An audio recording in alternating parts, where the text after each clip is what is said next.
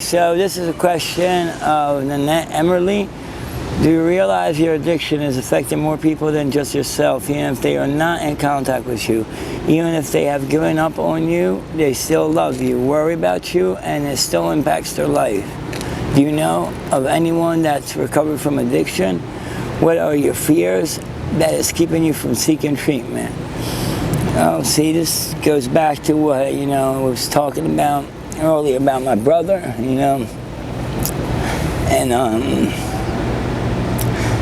yeah, like we both lost our parents, and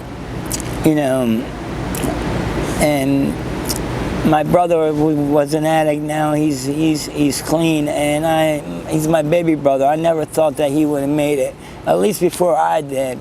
And he started his own business, and he's waiting for a kid, a baby boy that is going to be due in September, if I'm not wrong. And and I haven't been keeping contact with him because I don't want to risk to bring negative thoughts and maybe be the reason of his relapse. And so I've been staying out of his life, and I haven't called him since he told me that he was waiting for a child, and it's been a few months, and I miss talking to him, and he's all I have left, because as I said, my other brother, he did what he did, and and he's the only family that I got, and he's doing good for himself, and I don't want to ruin that for him. And as I said, I do want to get clean, but the circumstances are hard, and being a couple and having to be able to seek help as a couple is not easy today. And even with all the resources that there is, there's not too many resources specific for couples. Like, I guess because couples don't last in addiction, probably. But there is couples that do, make it through. Like, we've been for 7 years, going on 8, and we've been through it all, the thick and the thin, and like, there's times where I've been clean, and we were doing really good, and then we lost our place because when I came home from jail, I was clean. I stayed clean for 8 months, and tried to get her clean, and she was on a good path, but we were renting out from somebody who couldn't rent, and so we ended up losing our place because of that. Ended up back on the street. And we even bought a car in the meanwhile, like due to me working and doing stuff. So we were staying out of the car, and then the car broke down, and eventually the car got towed, and we were back on the street again.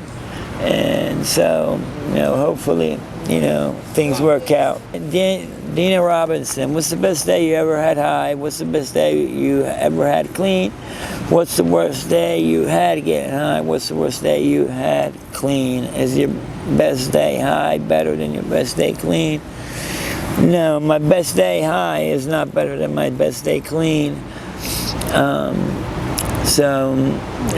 My best day I had high was, I can say, was years ago at a rave party back where I grew up in Italy with all my friends that I grew up with, and we were all on MDMA, ecstasy, and it was a rave that went on for 48 hours, non-stop.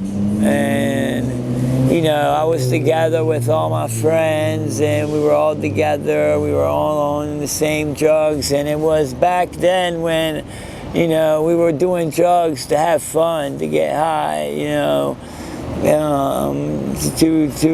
to be together, you know, and enjoy ourselves.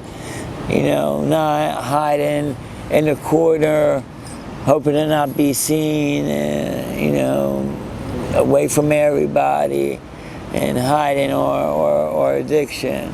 Like, we all knew what drugs we got into. We all knew what we were doing, and it was openly, you know, accepted between us. We all did it. But as I said, we used to get high to get fun. That's what, when I started to get high, I think most of us started getting high to have fun, to, you know, evade, you know, the monotony of, you know, regular life, you know. Yes. If they could do one thing to help other people or make this world a better place, what it would be and why.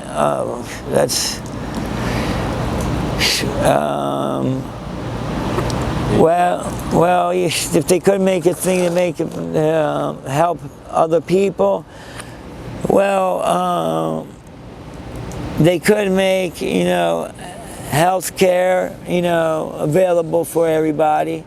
I come from a country where, you know, Italy, health care is free. There's also private health care, of course, but, you know, everything is paid by the government over there. So, you know, and that makes things a lot different.